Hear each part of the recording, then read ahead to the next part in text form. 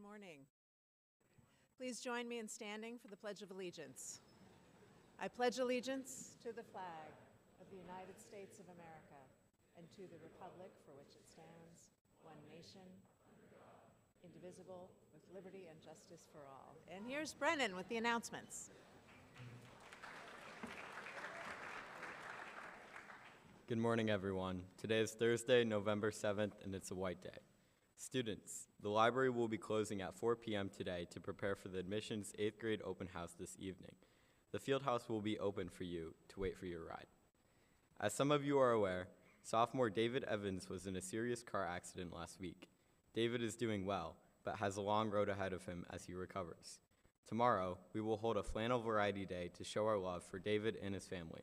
The cost will be $1, and everyone is encouraged to wear David's flannel shirt, a flannel shirt.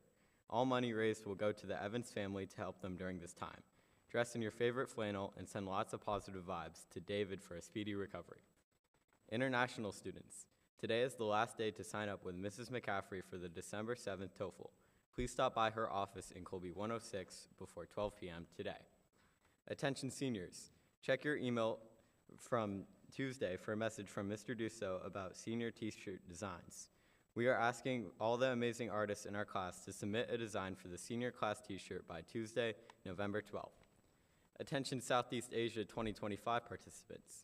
We're just 86 days away from our journey to Cambodia, Laos, and Thailand.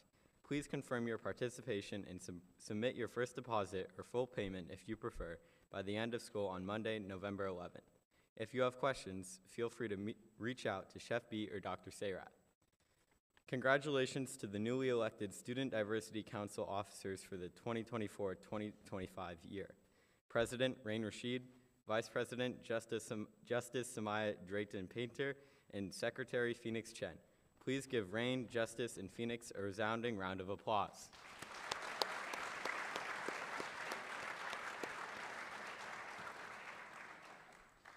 Please imagine Sarah McLachlan playing in the background of this announcement. Your Halloween candy has all been eaten. The post-Halloween candy sales are over. Hallmark has even started showing Christmas-themed movies. You may be struggling to come to terms with the fact that there are 358 days until Halloween comes again. The dorm council feels your pain. They would like to take the opportunity to scare you, judge your costume, and give you more candy at the Haunted Hallway and Halloween dance tomorrow from 7:30 to 10:30 p.m. The cost is $5 for a pair and $3 for individuals. We missed last week, but don't fret. Here's Mr. Camilio's joke of the week. What do you call a wreath made from $100 bills? Aretha Franklin's.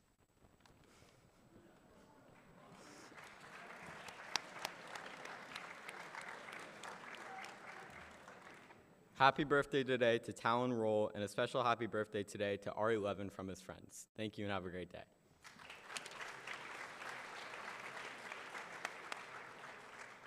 Oof, Mr. Camilio, Aretha Franklin's. I love it.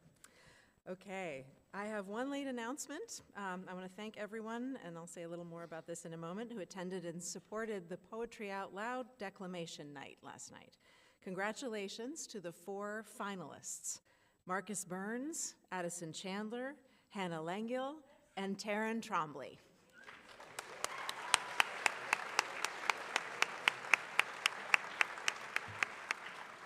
So they will be performing their poems in chapel next month.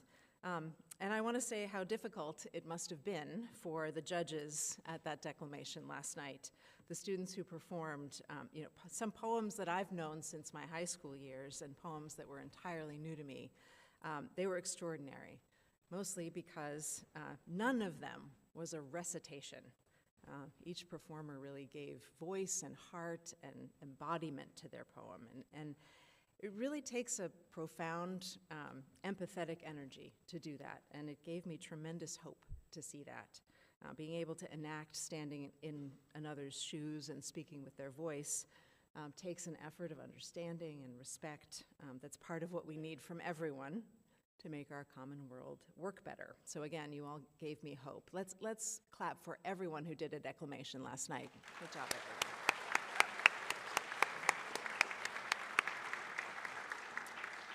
So we have a busy morning with two guests. First, I'm happy to invite up Mr. Weiss for the final talk in our election series. Mr. Weiss spoke to the ninth graders a couple of weeks ago about the protracted process of elections and how it sometimes takes months to get through it. This morning he has a bit of a different talk, and I know that he's still eager to help us put our current moment in history in context. Mr. Weiss.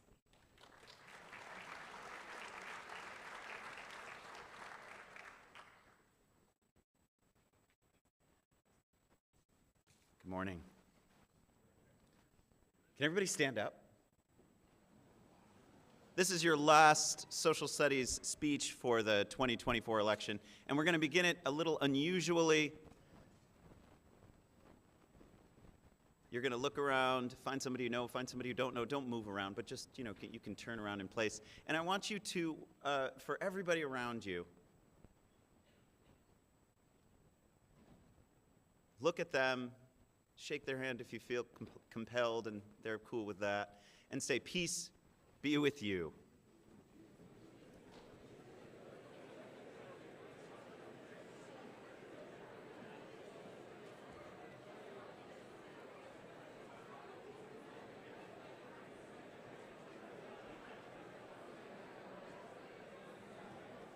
You can shorten that to a quick peace, What's up, peace, hey.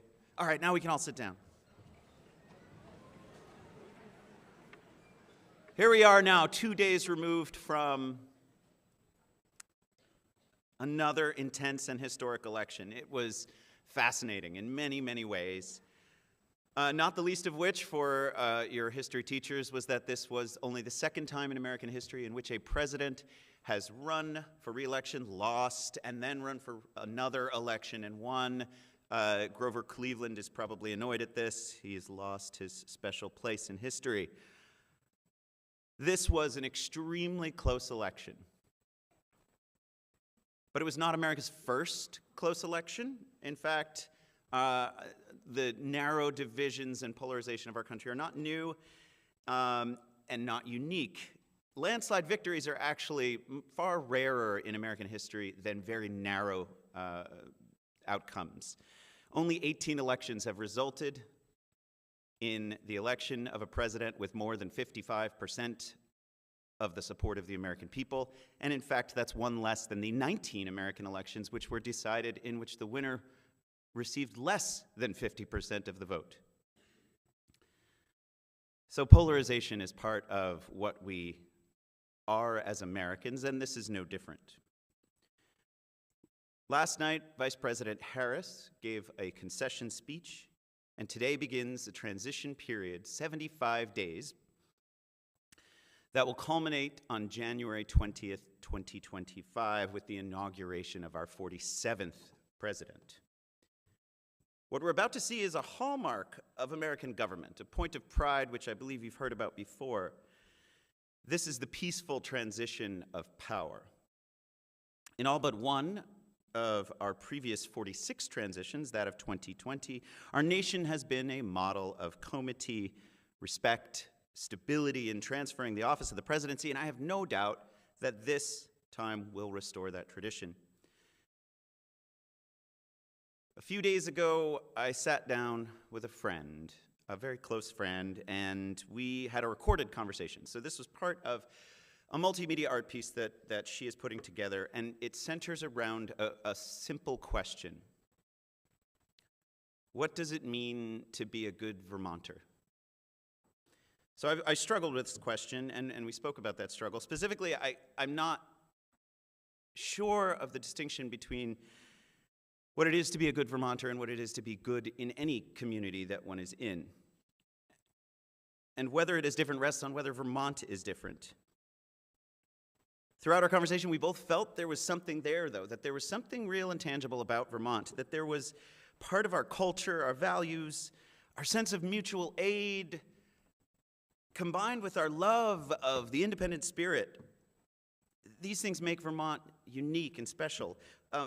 We differ from east to west, we differ from top to bottom, but there's something about our desire to get out there and do what we need to do for our lives, to carve out our futures on our own, but then to turn and never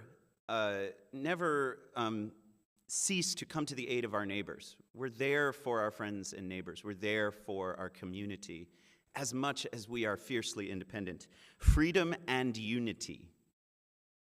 This is the motto of Vermont, freedom and unity. It has been for 236 years our motto. It was 1788 when it was adopted. This was 3 years before Vermont was even a state in the Union. Freedom and unity, freedom and unity.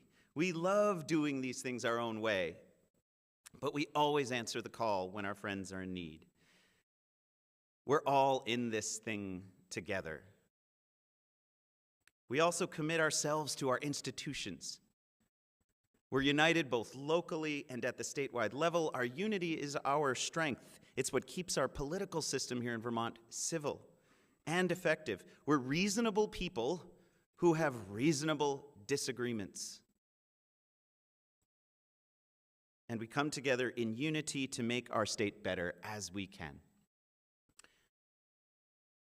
So we've decided on our 47th president, and we made many other decisions on Tuesday, but none bear the consequence of that presidential election. And it is clearly a time of uncertainty, fear, and deep ideological divides amongst our people.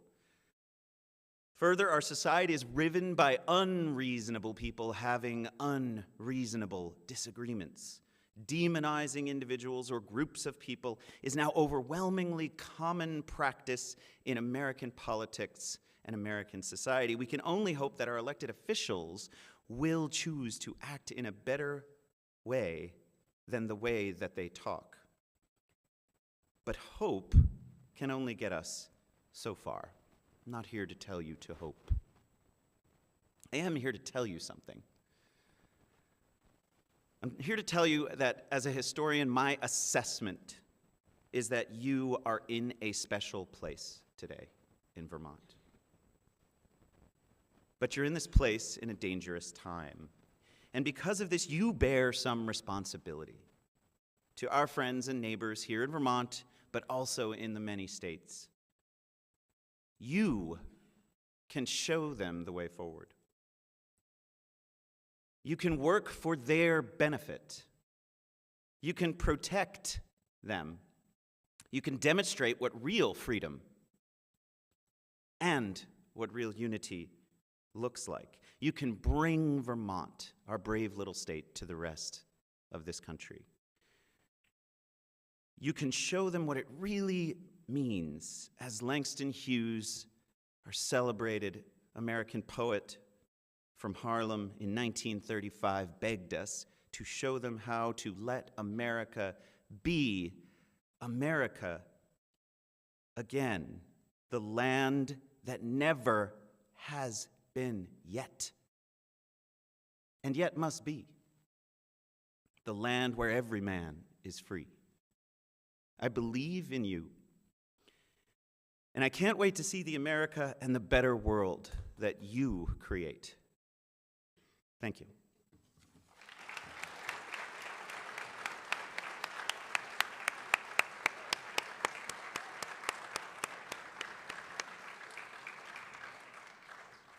Thank you, Mr. Weiss. We're going to finish chapel. This is one of those chapels that showcases the wide variety, rich variety of our school. So I'd like to invite Academy Theater to do a promotion of their show, upcoming show, The Hound of the Baskervilles. Academy Theater.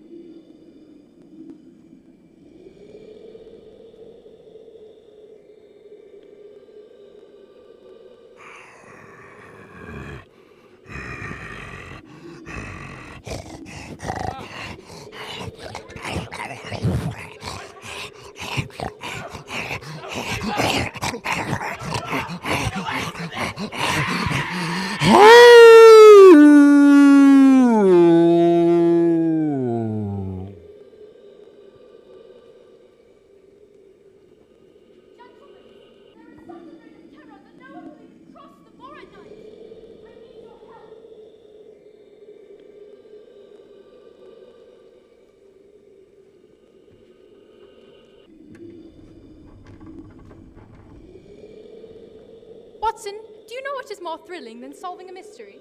The mystery of why you're still wearing that hat. No. Baskerville, a Sherlock Holmes mystery. Performances at November 14th, 15th, and 16th at 7 p.m.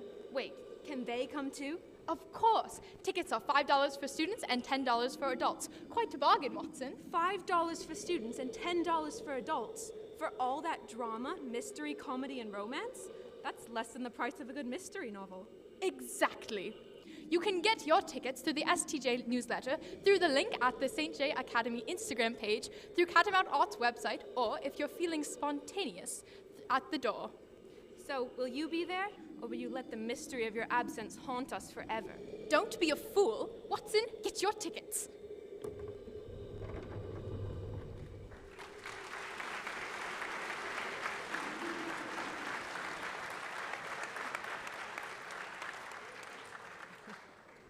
Okay. I'm scared and amused. I think that's where I'm supposed to be. All right. Thank you, Academy Theater. Thanks, everybody. Have a great day. Faculty.